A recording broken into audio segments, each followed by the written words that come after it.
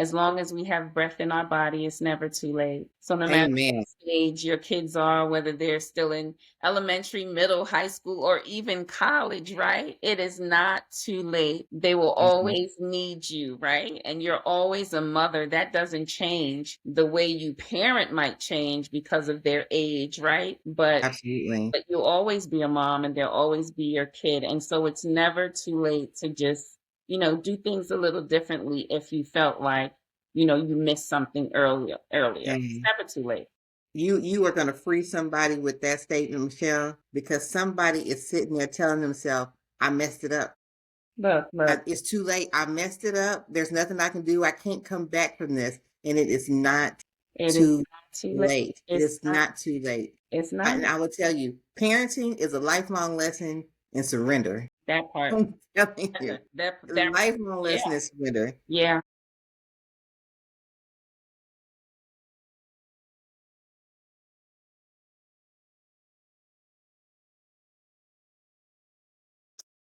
Hey, everybody, what's going on? It's your girl, Coach Kim, and we are back for another episode of What I Wish I Had Known Before. I'm so excited about today's discussion because one of my most favorite people in all the world is our guest. I tell people all the time, I have three really, really special Michelles in my world, and this is one of them. When I tell you this girl is my sister, there's very few people that I know whose lives align Yeah. the same way ours do. So it is an honor and a pleasure to have Coach Michelle Rose sitting on the couch hanging with the Wishers. Welcome, Coach Michelle. Thank you. And know that I feel the same way. I thank God all the time for my kingdom sister. So, Yes, amen. amen.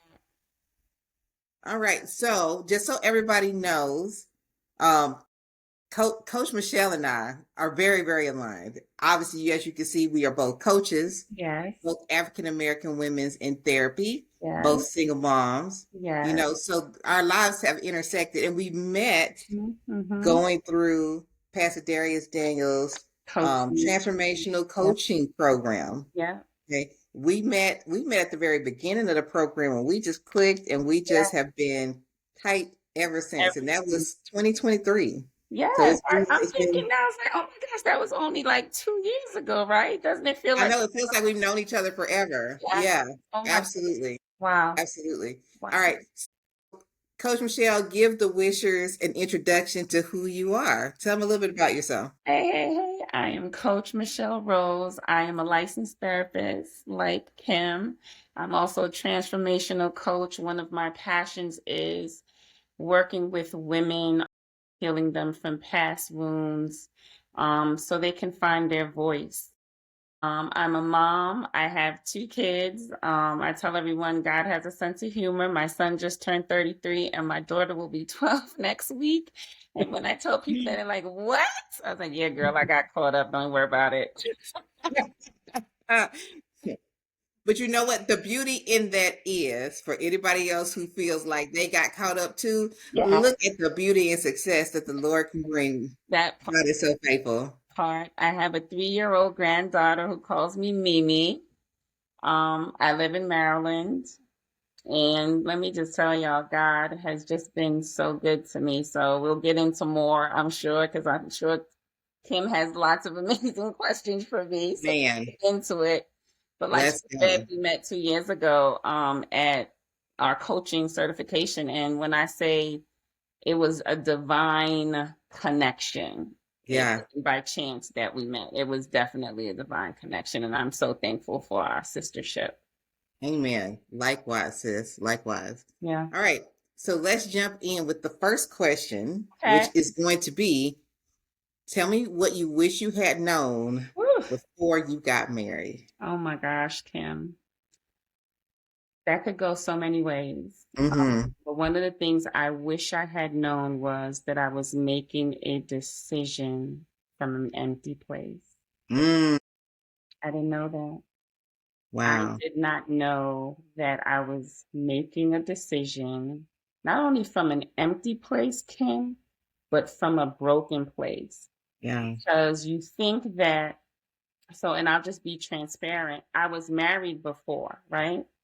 And so after my first marriage ended, I have nothing bad to say about him. Great guy. Life just happens, and life just happens. And so he decided that he didn't want to be married anymore. And so I didn't allow myself to grieve from that. Like I Mm, didn't grieve from that. Yes, I was sad about it, but I didn't do the work and the grieving. And what I mean by that is, the saying time heals all wounds, that's not true. It's yeah. time and what you do in that time. And Yeah. although time had went by, I didn't do the work that I needed to do in that time to be healed enough to be in another relationship. So when I chose again, I chose from a broken place. I chose from an empty place. So Mm. that's what I wish I would have Oh, done the work. so Or much I wish I would have known that there was work that to needed be to done. be done. Because you Yes. got to be aware that you even need to do the work before you even do the work, right? Oh my And sometimes goodness. you're not even aware. You're like, I'm good. It's been 2, 3 years since my divorce. I'm good. I'm ready to get into something else, but not if you ain't do the work. Yeah. And man, there's so much to explore in what you said. But one thing that my therapist once told me was even when you've done the work on self, Mm-hmm. when your trauma is relational, Mm. the only way that you really know how you're going to handle relationship is when you're back in relationship. So, Girl, well, you better preach let that. me let me let me free somebody who is sitting there beating themselves for the place that they ended up after going back in relationship and getting hurt. Listen, it's part of the journey. It is part of It the is part journey. of the journey. It is. And it's and it's what you do with it, just like Coach Michelle just said, Yeah. that will determine what you make from it. I have a Yeah. t-shirt that I wear all the time that says, I never lose. I either win or I learn. Mm. It's my And I mantra. have learned Right. Boy, have I learned. We gonna write books on all these lessons. that part. But Part. the important part is that you're able to take whatever life has given you Yes. and Yeah. get the meaning behind it, that you Yes. turn Yeah. your pain into purpose. And that's Absolutely. exactly what you're talking about. I love the fact that you said that you have to be able to identify Absolutely. that work needs to be Absolutely. That done. work needs to be done. Yeah. And I sit here now in my living room saying, I've done the work, Yeah. you know? And I wish I could say that that work was all roses and perfume, right? It was it was tough because there's Absolutely. some things that you had to pull out that maybe you tried to forget about, right? There were some things that you just had to come face on with reality. Yeah. And so, but it's needed because unless you are honest with yourself, healing can't happen. You got to be honest with you first. And let's be honest about that. If you can't be honest with yourself, Yeah. who else can you truly be honest with? Yeah. Even the Lord. Right. Facts. Even the And Lord. and it's not like he don't know. And we act like we can't, like That we part. can't go and be honest and transparent with him. Yeah. That's Right? so But you true. gotta be honest with self. So good. So good. All right. So now I'm going to shift into my next question, which is what do you wish you had known before becoming a mom? Mm. So, what do I wish I would have known before becoming a mom? I wish I would have known to give myself some grace because there were so many times that I was like, "Oh, you're not a good mom. You're not, doing a great job." And thank God my kids are stable, right? Are they perfect? No. Are we perfect? No. But I wish I would have known that there's no manual for raising children, right? Amen. Not a 1, 2, 3, and you have two kids that are so different. So what you did with the first child you may not do with the second one, right? Yes, It's not a one size fits all. absolutely. Still learning that, right? Because of the 20 age gap between my children. Yeah, So, but I'm just so thankful that, like I said, they're well rounded. And what I'm learning too as a mom, the more you heal and do your work, that will reflect in your children. yeah, So when they talk about, you know, breaking generational curses, it really starts with us, yeah, right? absolutely. Because then we won't carry on the healing that we didn't do with them, right? Right, So right. once we do the work, it will show in how we parent. It will show, it really will show in every area of your life, honestly, Yeah, facts. right?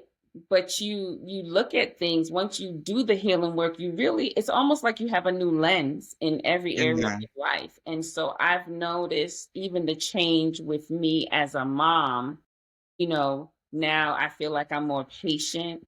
Now I've learned to like, okay, Michelle, you plant the seed, pray about it, plant the seed, but don't drill it in their head. and yes, Yeah, so I'm learning that's to like wisdom. you plant the seed, I pray about the seed, and then I back up. Before it was like, Yes, do you remember I said? And I'm just drilling and I'm just drilling and I just, now it's like, no, you trust God, just plant the seed. He'll do the rest. amen. It's not Yes, our job to water the seed. Yeah, so I've learned that. So I wish I would have known that sooner, but guess what? As long as we have breath in our body, it's never too late. So no matter amen. what age your kids are, whether they're still in elementary, middle, high school, or even college, right? It is not too late. They will Mhm. always need you, right? And you're always a mother. That doesn't change. The way you parent might change because of their age, right? But Absolutely. but you'll always be a mom and they'll always be your kid. And so it's never too late to just, do things a little differently if you felt like, you missed something earlier. It's And never too y- late.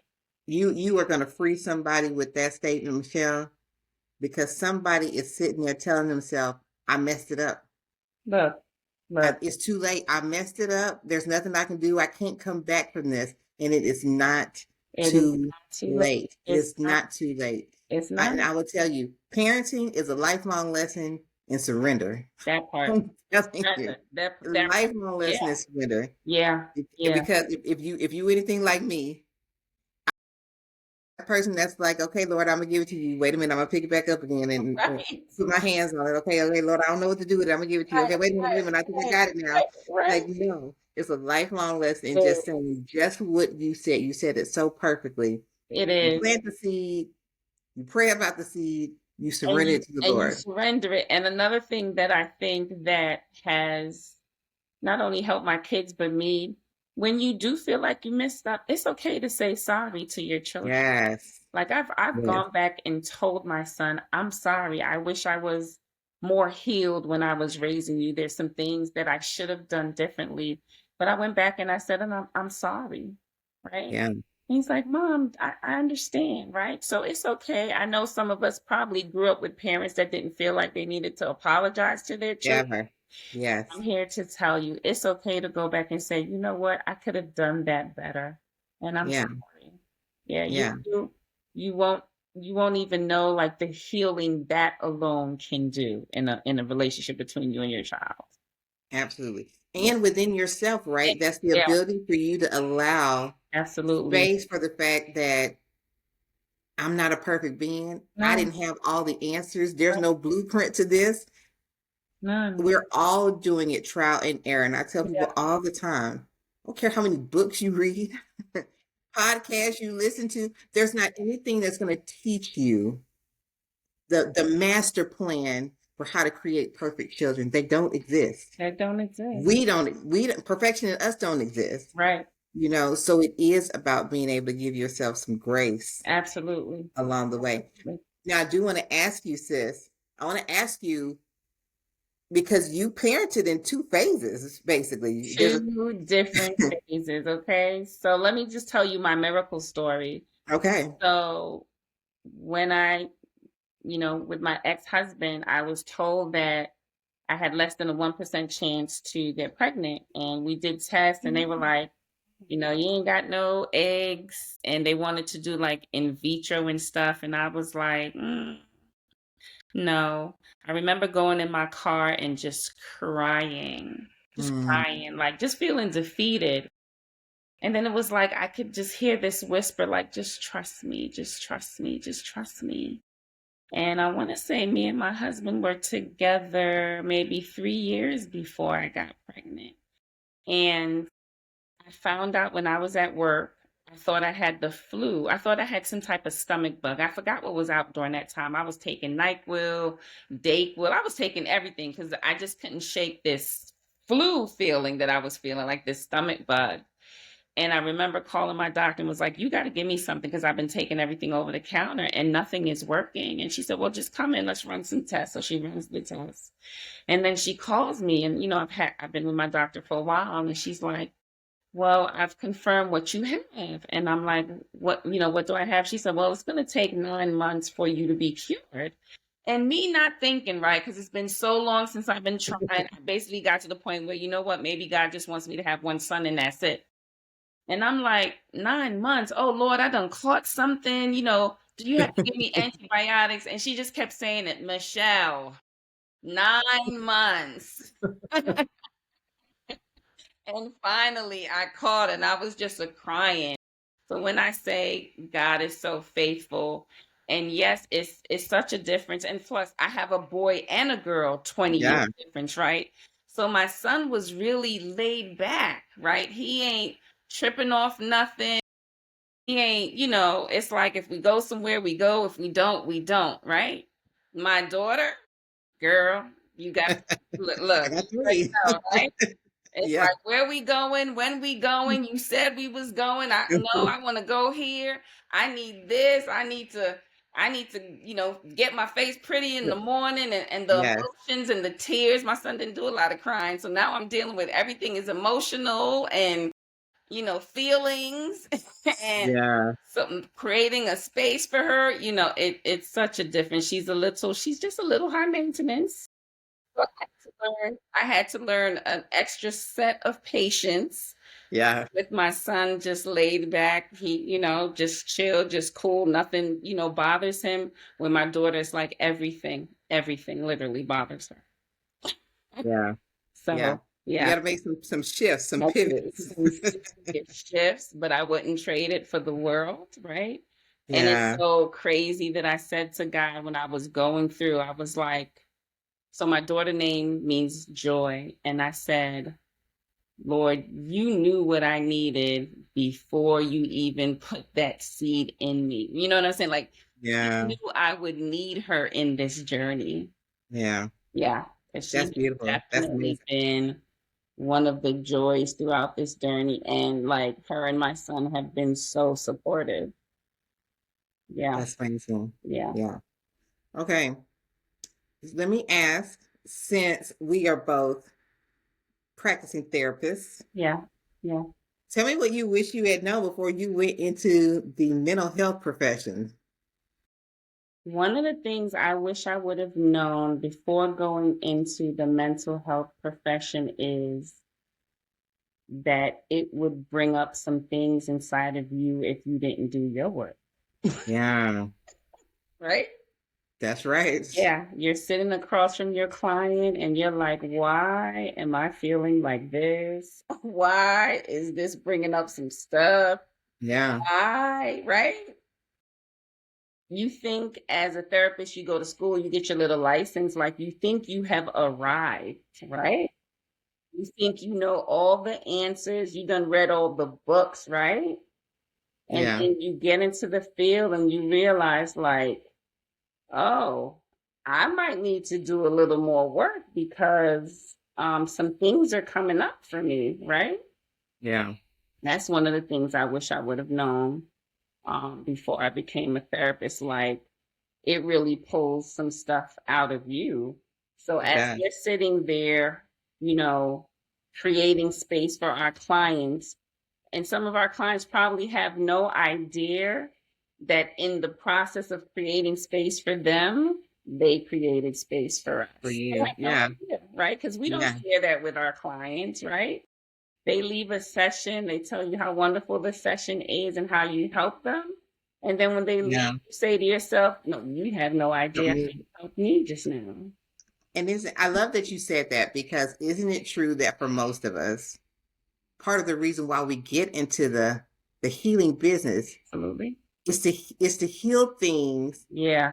in other people that weren't healed for us, and Yeah. then kind of vicariously healing ourselves through Vicariously. healing our clients. Yeah. Yeah. Because I definitely got into it saying, I want to be on the other side of helping, people heal. Yeah. But again, not realizing that there was still some stuff in you that needed to be, healed because, you think Yeah. like, oh, I'm good.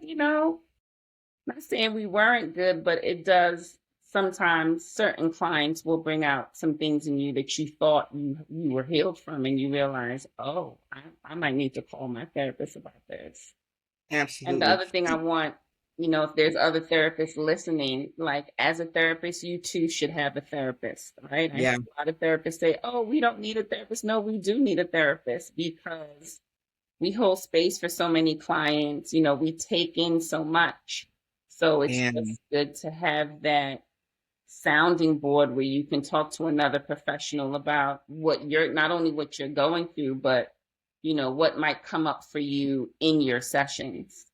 Yeah. And where are you going to put that? You know, Right. we as therapists, we get to hear sometimes the So many. worst of humanity, Yeah.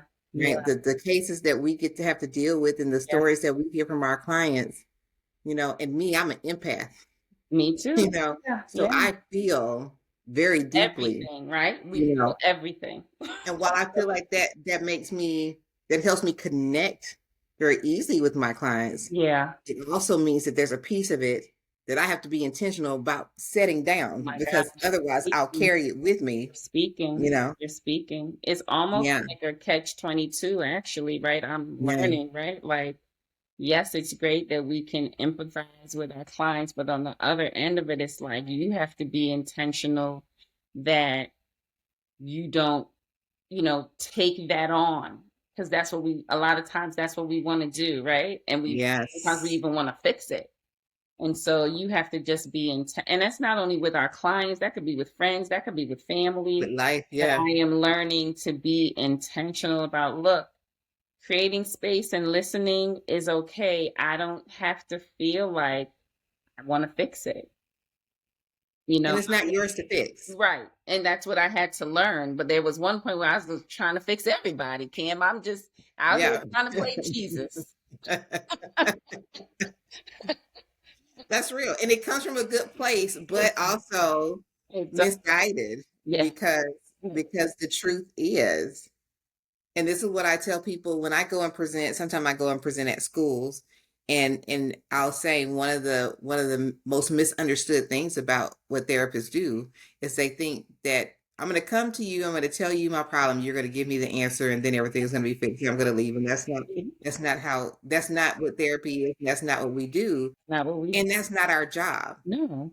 because what works for one person may not work for another person. Right. There's no set standard answer for Yeah. anybody, and it's not ours to give. Yeah. And I said, what we do is we make observations, Hmm. we identify patterns, Right. we ask questions, Right. and those questions are designed to make you do some digging, do Absolutely. some work And do the to work. figure out what's the next step, what's the best solution moving forward for me, because that's a very individualized Yeah. choice. Yeah. But it's not for us to say, well, this is the right answer, this is the wrong answer. That's Right. that's your work and your journey. Absolutely. Because if we did that, then they would start looking to us for answers, like you said, and not Yeah, feel like they need to do the work. Why should I do the work? And I could just come to you and you just tell me what to do. And I right. just do it, right?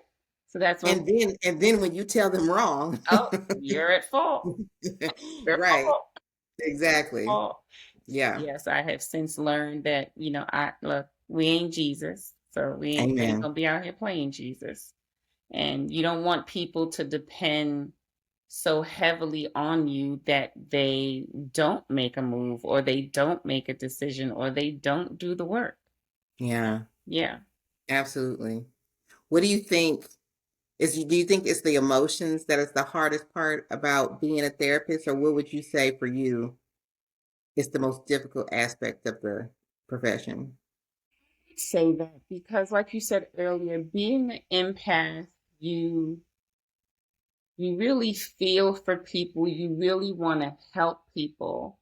And I think the most difficult for me is, and I always have to tell myself in the back of my head, I cannot want it more than them. And Yeah, sometimes you'll have clients where, you'll have these great sessions, but then there's no movement, and months go by and you still see no movement. And you want it so bad for them, right? right. But you can't, I've learned you can't want it more than them.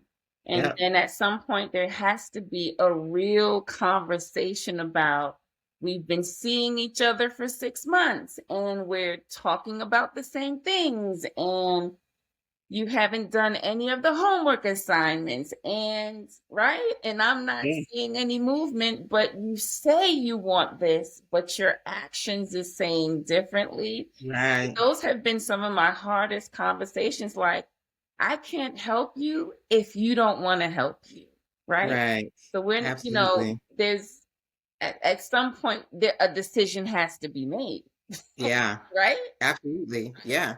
So for I me, tell people all the time, we can just sit in this room and talk all day long, okay, and I can give you all the tools yeah, and models and do all activities and interventions. of it, I said, but more important than what we do in this room is what you do when you leave this room, because yeah, it means nothing nothing. if you don't Okay. apply Yeah, any of the stuff that we talked about yeah, in this room. right. And I think one of the other things as therapists, you have to really gauge maybe your client is just not ready. Yep. Again, you can't want it more than them. And Yeah. maybe they're just not ready. And you know what? And I tell them, and that's okay, Yeah. right? That's okay. And maybe you call me when you feel like you are ready, right? Yeah. Yeah, yeah. Yeah. That's good. All right. I'm gonna ask you one last question, sis. You're All good. right. This is one for all of us, right? I don't care what gender, what race, anything. Mm-hmm. All of us have gotten to adulthood and said, say what now? Girl, y'all ain't tell me about all these bills. So what's the thing that you wish you had known before you made it to adulthood? Look, I wish I would have known not to rush it. How about that? Right? Amen. Mic drop Because on that. when you was Yes. a teenager, you was like, I can't wait till I be an adult and get out my mama house and da da da da da. Listen, if I can go back, I'll be like, Mom, I'm gonna live with you for a minute and save my money. So when I leave here, I'm gonna just go ahead and buy a house when I Yeah. leave you. I'm not gonna rush trying to be an adult. I'm Yep. just right. No one tells you like it's not, So true. slow Man, down. I'm trying to get adopted right now. I'm 45. I'm like, somebody Slow wanna adopt down. me? You're gonna get there. You don't gotta rush it, right? Oh man. Yeah, it's coming It whether is coming. you ready or not. Look, So just slow it look. down. And there is no book that says once you turn 18 or 21 or 22, you got to move out, right? Don't rush it. What a blessing it is if, right? Like you go to college and you want to go back home. I hear some of my college people say, well, once you finish college, you're supposed to get out there and be on your own. What book did y'all read that said that you had to do that, right? It's Yeah. okay. Like if that's what you want to do, it's okay. But don't feel like it's a rite of passage, right? You Yeah. went to college, Yeah. you got your little degree, and for those, everybody doesn't go to college, and that's okay too. You have to Yep. find the path that works for you. So if you have to Absolutely. stay at your aunties, your grandmas, your sisters, and feel like you want to stay a little longer and save your money and go to school, it's okay. It's Now, okay. I'm gonna put a caveat out there for me and Coach Michelle. For those of us who are parents of adult children, this That is for us. Okay. So to my young people wishers, okay, this not a pass for you to go to your mama's house and put your feet up and play on the PlayStation or the Wii or whatever the no, gaming that's system not is what I'm all day saying. long. That's not what we're saying. Not what I'm Let us be saying. clear. Because you still will mimic the real world even when you're living with your mama. Okay? Yes. Right? Amen. There you go. Now, 'Cause ain't she's nothing talking about free. giving you opportunity to have Correct. some space and some Correct. breathing room to Correct. ease some growing pains, There but you you go. still got to grow. You Growth is still still have to grow. required. Right? Absolutely. Because an Yeah. exit date does eventually have to come. We just Yeah. saying that you may not have, it doesn't have to be so premature, but it Absolutely. does have to come. Right? Yes. Absolutely. Like come on, put amen in the chat to all the parents who got adult children out there. Y'all fill up these comments with amens. Amen. It does have to come. That's funny. All right. I want to ask you because one thing that we're starting to do now is to ask our interviewees Mhm. what you're reading. What are you reading that's good right now? So let me just say this. I'm reading my book. How about that? Oh, So, oh, look. Come on. Come so, on. Tell the people the book. so I wrote a children's book with my daughter called My Voice is My Superpower because I wanted to encourage little girls to use their voice. I just feel like as a little girl, I grew up in the age children should be seen and not heard.